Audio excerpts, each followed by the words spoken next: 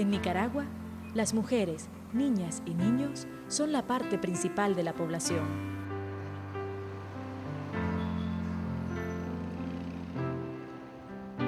En un país construido sobre las bases de un sistema patriarcal, este sector demográficamente mayoritario es sometido diariamente a una violencia perpetrada por una minoría dominante. Una violencia muchas veces ocultada, silenciada, aceptada. Es mi madre, pero la quiero. Es mi madre, pero es mi En un país donde se suele pensar que la violencia es parte de nuestra cultura, cuando el maltrato o el sufrimiento se hacen público, aparecen de forma escabrosa, con un enfoque sensacionalista.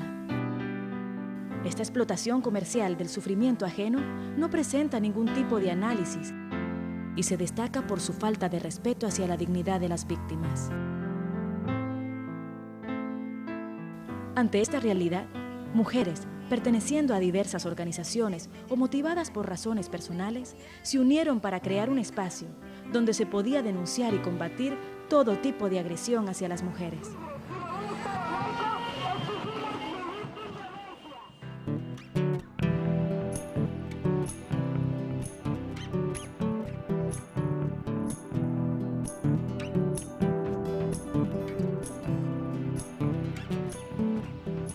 Fue una necesidad el que se forjara la Red de Mujeres contra la Violencia.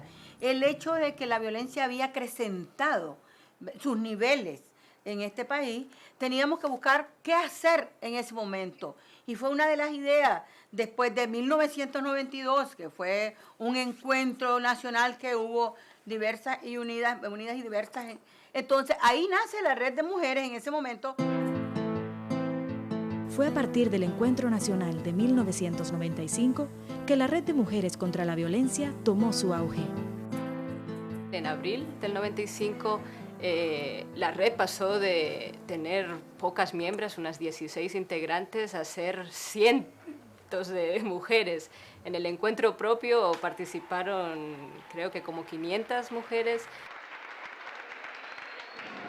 Para mí ha sido una experiencia increíble. Yo comentaba con algunos de ustedes y a los que organizaron el encuentro por habernos tomado en cuenta.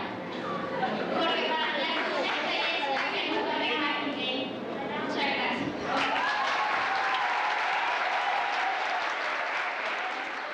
Una de las primeras tareas de la Red de Mujeres contra la Violencia fue la instauración de campañas nacionales anuales. La red desarrolló una estrategia de incidencia hacia la sociedad en general. Y esta estrategia se materializaba a través de sus campañas públicas, que eran como el fruto más hermoso, ¿verdad?, que la red producía cada año. Soy ciudadana de un Estado laico. Exijo vivir sin violencia. Red de Mujeres contra la Violencia del Movimiento Autónomo de Mujeres. El reto principal de la red, que se asume, ¿verdad?, desde el momento en que empezamos a organizarnos, es poder sacar la violencia del ámbito privado.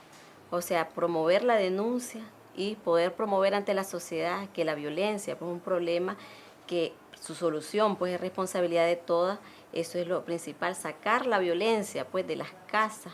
Por eso la campaña de romper el silencio es una campaña que fue muy importante para las mujeres y que salvó la vida de miles de mujeres, ¿no? O sea, yo recuerdo como abogada de que esa campaña pues implicó de que muchas mujeres que habían vivido años, o sea, 10, 15, 20 años, o mujeres ya de tercera edad, pudieran llegar a los centros de mujeres y exponer su situación de violencia.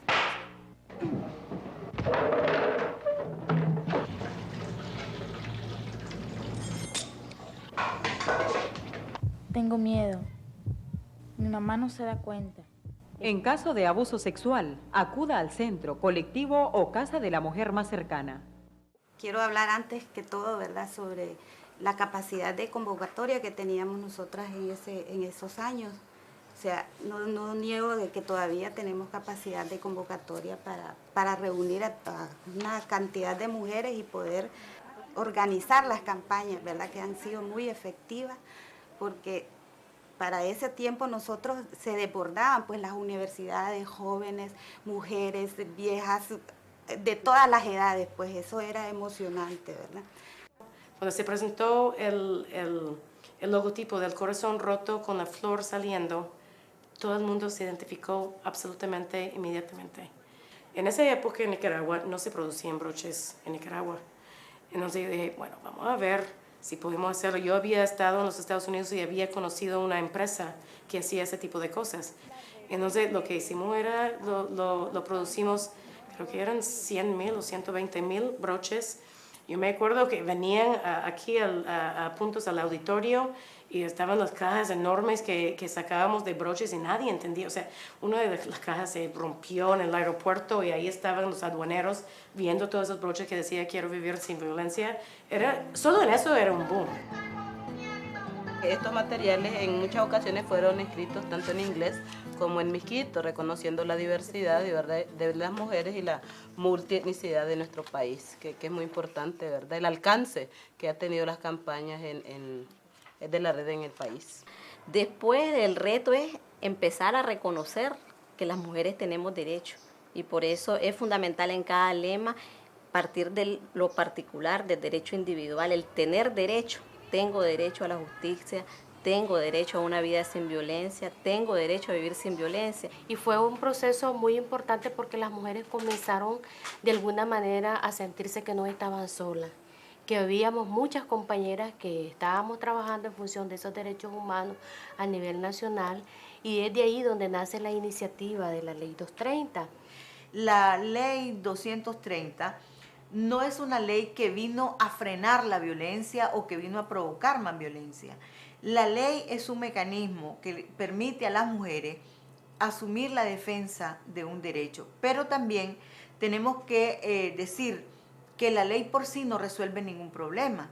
Lo importante es que la ley es un instrumento para transformar las ideas sociales de los grupos que se asumen en defensa de un planteamiento como es vivir una vida sin violencia. Aquí la red ha tenido, digamos, su mayor crecimiento. A medida que utilizó la ley, utilizó una campaña de firma nacional para demandarle a los diputados la aprobación. Hizo un trabajo amplio de incidencia dentro de los grupos políticos de la Asamblea. Creo que es interesante mencionar que se pudo identificar determinadas aliados y aliadas. Por ejemplo, mujeres en cargos públicos que podían tener compromiso con las banderas de la red. Realmente ha sido el impulso que el movimiento de mujeres y dentro de ellos la red, yo siento que ha jugado un papel muy destacado, ha sido, digamos, el detonante. Las instituciones estaban como muertas, ¿verdad? Eso era lo más normal. ¿Por qué? Porque la violencia se ha tomado como algo normal, como algo rutinario, parte de la vida cotidiana, ¿verdad? Entonces, incluso hubo momentos en que instituciones como la nuestra, ¿verdad? El Poder Judicial, que es una de las instituciones más conservadoras, generalmente en todos los países del mundo, así. Si uno hablaba de estos temas, era objeto de burla, pues, y de risa, pues, porque ya están con su locura, estas mujeres son locas, y de descalificación, lo que todavía no ha desaparecido totalmente, pues, pero ha habido un avance, ¿verdad? En la Ley 230 fue la Red de Mujeres contra la Violencia quien la propuso, quien la promovió, quien la cabildió en la Asamblea Nacional y al nivel de todas las instituciones. Y una cosa importantísima que se logró en esa ley, además de tipificar la violencia psicológica, es crear una serie de medidas cautelares, ¿verdad? Preventivas, pues para evitar, una vez que la mujer denuncia la violencia, evitar que el hombre la siga ejerciendo, ¿verdad? Y dentro de ellas, la más importante para mí es el impedir al agresor que se acerque, sea a la casa o al lugar de trabajo de la mujer agredida en un radio de acción de unos 100 metros. No, viene mi mamá. No he violado nada. El papel de la red fue primordial en la creación de las comisarías de la mujer y la niñez.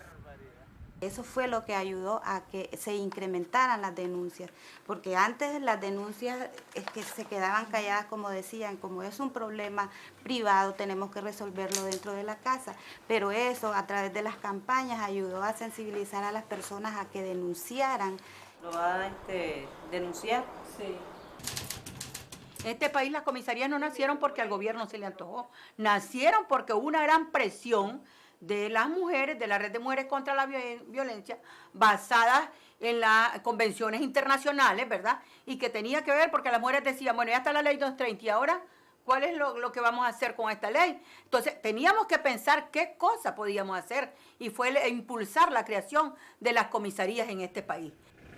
La primera comisaría inicia en 1993, después de todo un proceso de sensibilización, en este caso al órgano policial, ¿verdad?, que es el encargado de brindar seguridad a la ciudadanía y en particular a las mujeres.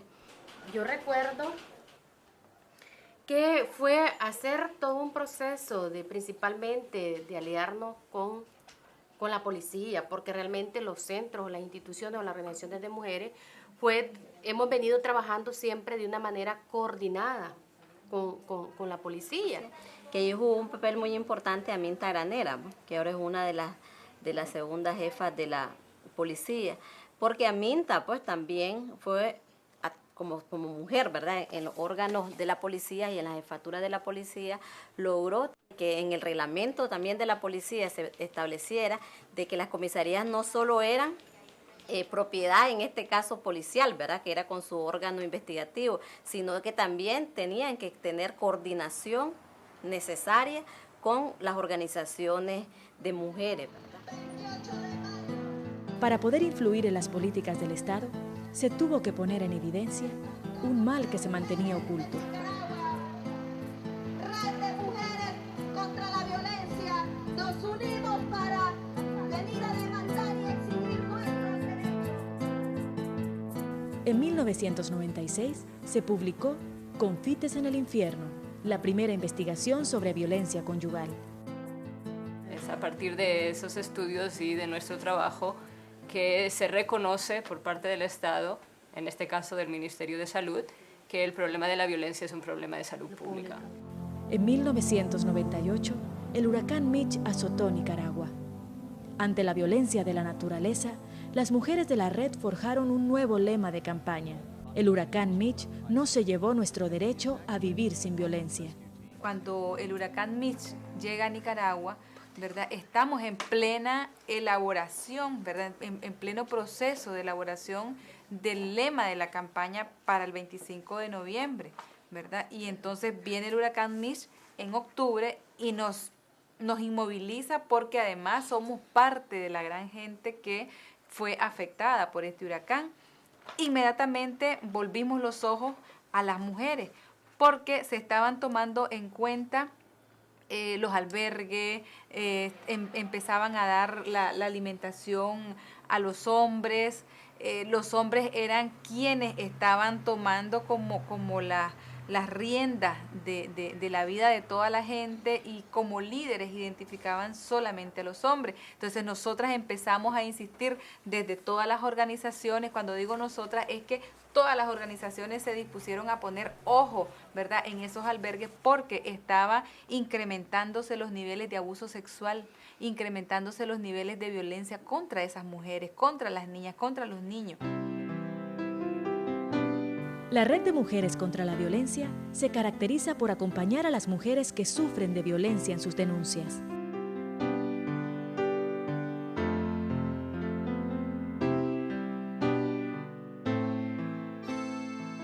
Estuvo al lado de Zoilamérica Narváez cuando denunció el abuso sexual del cual fue víctima de parte de su padrastro, expresidente de la República.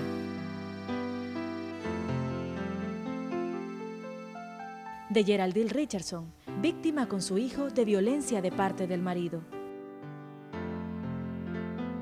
O de Rosita, la niña de 9 años violada y embarazada a quien se le negaba un aborto terapéutico.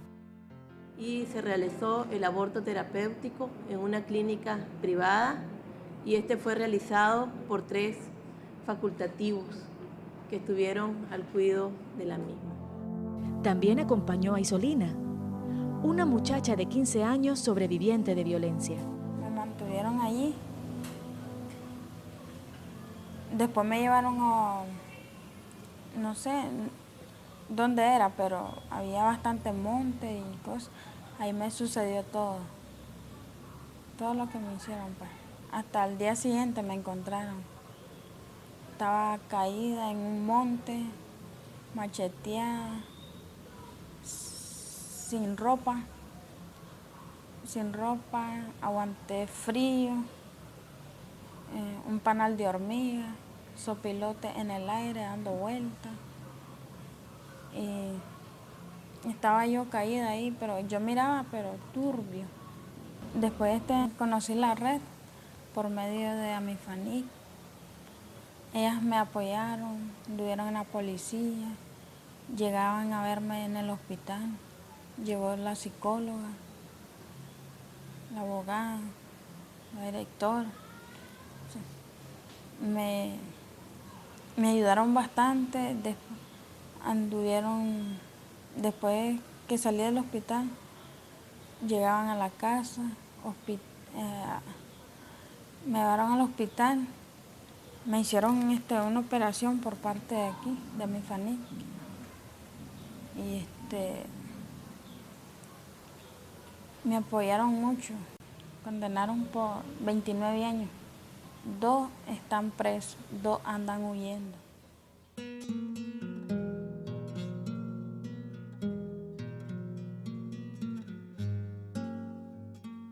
El esfuerzo de sensibilización hacia la población y las instituciones no se limita a la capital. La Red de Mujeres contra la Violencia, en el marco de sus campañas nacionales, organiza periódicamente foros debates en los departamentos. Desde el movimiento feminista siempre hemos denunciado que sobre los cuerpos de las mujeres se ejercen diferentes presiones. Los sectores pronatalistas, los que dicen que nacemos para embarazarnos y para ser madres, empujan a las mujeres al embarazo y a parir niños y niñas que nacen sin ninguna protección estatal. Pero, por ejemplo, quisiera que me explicaran cómo es el proceso para que una mujer que esté embarazada haga una solicitud para, por ejemplo, para solicitar un aborto terapéutico, y qué hacen ustedes después con esa mujer. Bueno, me parece importante el tema por lo polémico. Sin embargo, yo tengo una duda. Bueno, me gustaría que me aclararan 2 cosas. Una es en cuanto al término aborto terapéutico y la relación que esto tiene en el marco legal, porque la Red de Mujeres contra la Violencia aspira a ser un espacio de coordinación amplio, diverso y participativo del movimiento de mujeres para la acción política. Las decisiones se toman en la Asamblea General. La red tiene la dinámica de que hace reuniones mensuales. Nosotras, precisamente como las decisiones son colectivas, tratamos de llevar las decisiones políticas, estratégicas a esa asamblea. A mí me tocó facilitar por 10 años las asambleas de la red y era todo un reto facilitar una sesión con 80, 100 mujeres en la que todas teníamos algo que decir, todas queríamos decir la nuestra, y poder avanzar en ese proceso ha sido, creo, el mayor reto y a la vez la mayor satisfacción para mí en la red. Iniciamos tratando de ser efectivamente un espacio totalmente horizontal en donde todas pudiésemos ser parte de las decisiones, ¿verdad? Y tener a una secretaria ejecutiva que durante un tiempo fue una responsabilidad que yo asumí. Y en esta última etapa creo que fue interesante también el hecho que la Secretaría Ejecutiva, que en los últimos años recayó en una persona, el tiempo te va dando determinado peso político, ¿verdad? Se desmontara y se reconstruyera en un espacio colegiado con la participación de 3 compañeras.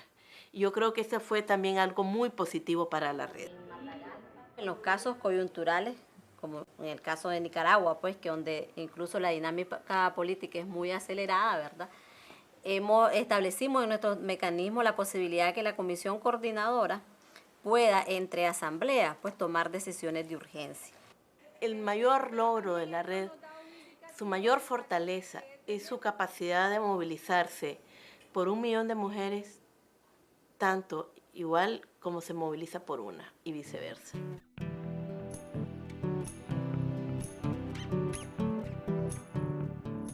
Mantenernos por 13 años largos, casi 14, en el contexto de este país, con la diversidad que compone la red, tanto mujeres a título individual, mujeres que están por sus organizaciones, mujeres de toda clase social, de todo color político, religioso, de toda identidad.